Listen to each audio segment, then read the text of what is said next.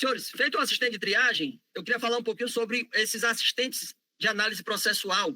Realmente, como eu tinha dito, a gente lá no gabinete já trabalhava em inteligência artificial, utilizando o ChatJT, o ChatGPT, desde o final de 2023. A gente para pensar, parece que faz muito tempo isso, pelo menos na minha visão e acho que de todo mundo, parece que faz muito tempo que a gente trabalha com essas ferramentas, mas é coisa de menos de 2 anos atrás. Tamanha revolução que ela tem feito no nosso trabalho, eu acho que no mundo todo. A gente está passando por uma nova revolução tecnológica e a inteligência artificial é protagonista total nesse contexto. E esses assistentes de análise processual, ainda em 2023, num contexto em que a gente, lá no gabinete, não tinha tanta segurança, o que vai ser isso? Será que eu posso usar uma inteligência artificial dessa? Será que eu consigo? Será que vai haver uma proibição ou eu vou ser acusado de algo do ponto de vista funcional? A gente tinha esse receio na época. Então, já utilizando a anonimização, a gente passou a utilizar o ChatJT, o ChatGPT, para fazer triagem e resumos. E surgiram nesse contexto os 3 assistentes que hoje são muito utilizados, que são os assistentes de análise processual.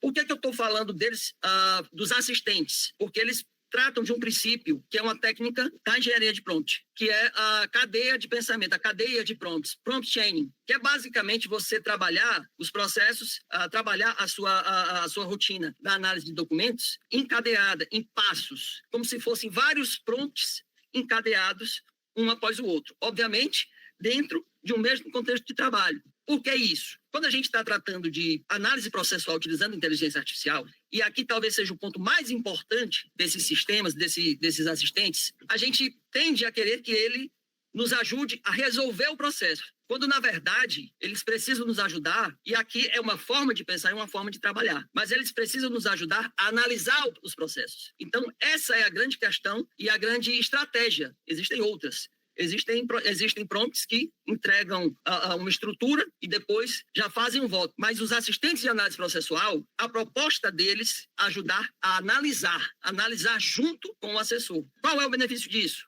Evitar viés. Os vieses que podem ocorrer, os vieses, na verdade, você tem viés. Eu acredito, na verdade, que no curso vocês já devem ter visto, o viés é os seres humanos têm viés, é um atalho. Tanto o cérebro humano quanto o cérebro da inteligência artificial, que são dos modelos de linguagem, dos LLMs, eles podem conter vieses de acordo com os dados com os quais eles foram treinados. E isso pode influenciar o operador do direito, quando está analisando o processo, a tomar um caminho que não seria o caminho ideal ou o caminho natural se houvesse a análise direta. Os assistentes de análise processual, são o RO, o AP e o ED, eles convidam o assessor, o magistrado, a analisar o processo com a ajuda da IA. E aí, pessoal, a gente usa isso com a cadeia de prompts. Na verdade, cada passo do assistente de análise processual, ele é como se fosse um prompt. Ele começa analisando a gente vai ver já, mas ele começa analisando os documentos, identificando quais documentos tem. Depois ele vai para o relatório e aí ele, juntamente com o operador, ele analisa o processo sem a pretensão de propor uma solução. Tá certo? Desculpa te interromper, César, só para reforçar, né? É aquela história da gente não delegar o raciocínio jurídico, né? Exatamente. É usar a IA para facilitar com que o operador humano chegue àquele raciocínio jurídico e desenvolva uma minuta com mais facilidade, né? Porque a IA, ela nos ajuda a estruturar a informação, a organizar a informação, mas a gente não delega o pensamento em si, né?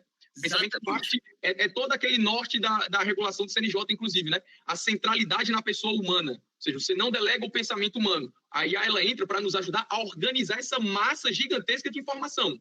Mas o pensamento, o raciocínio jurídico está com o operador, está com o assessor, está com o magistrado. Exatamente. Perfeito, Rodrigo. Então, feita essa introdução, todos os assistentes de análise processual, eles são passos encadeados. Isso tem lá seus desafios, porque agora, nas próximas aulas, a gente vai trazer novidades dos fluxos de trabalho. E aí a gente vai conseguir dividir os assistentes em assistentes específicos. Assim a gente vai conseguir evitar aquele trave, que são problemas que podem acontecer no contexto do uso desses assistentes, que são os fluxos de trabalho. Quem usa o ChatGPT tem o N8N, e o ChatJT a gente tem os fluxos internos. A gente, no final dessa aula, a gente aborda-os.